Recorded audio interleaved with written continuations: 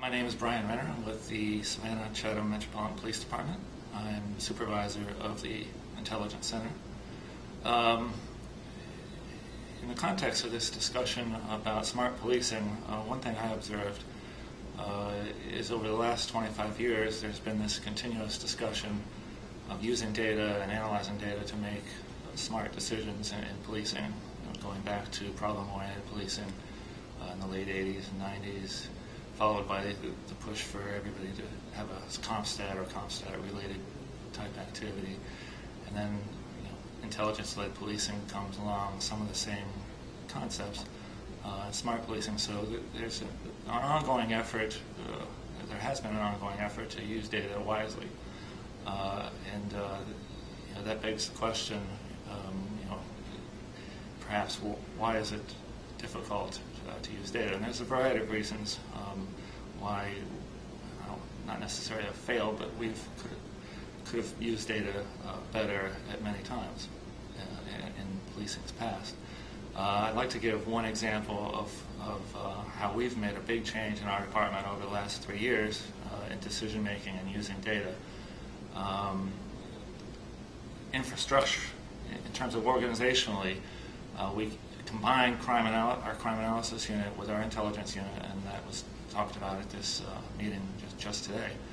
And it's one of the best things we've done. We created an intelligence center where formerly crime analysts who were looking for patterns and looking for trends and looking at data, both short and long term, are combined with intelligence officers and intelligence analysts who have information on people who are doing crimes. It just makes so much sense, and we've had so much success from it. Along with that, we've struggled with, 3 years ago, we struggled with how do we get information out to people. The example I used yesterday with burglaries, there's a neighborhood that might have 6 burglaries, and not much is known about it other than one neighbor saw a white pickup truck.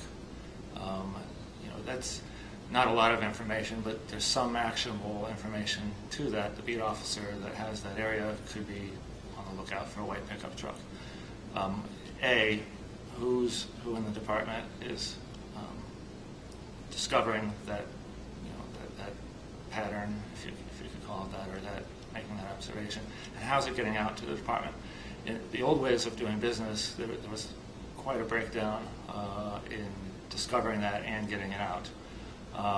And in even a more lengthy analysis, you prepare a crime bulletin, would send it out via email. Somebody would look at it, maybe the right person, maybe not, and nobody printed it out, or for whatever reason, there's a breakdown.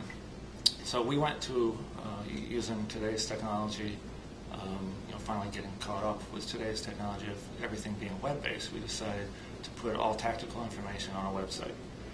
It's called an intelligence website, but it's really more than intelligence. And it's any tactical information that has something actionable in it, like the example I just gave.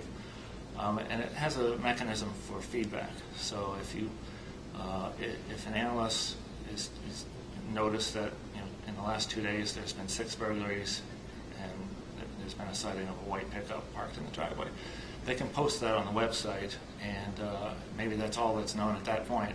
But an officer across town sees that that day maybe observes a white pickup truck with 2 males sitting in it, just parked in front of a house.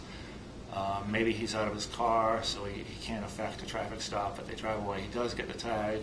So he contacts either our intelligence unit, or there's a mechanism where he can just type that information from his MDT onto that same record, in which case, if there's an entry made, we get notified.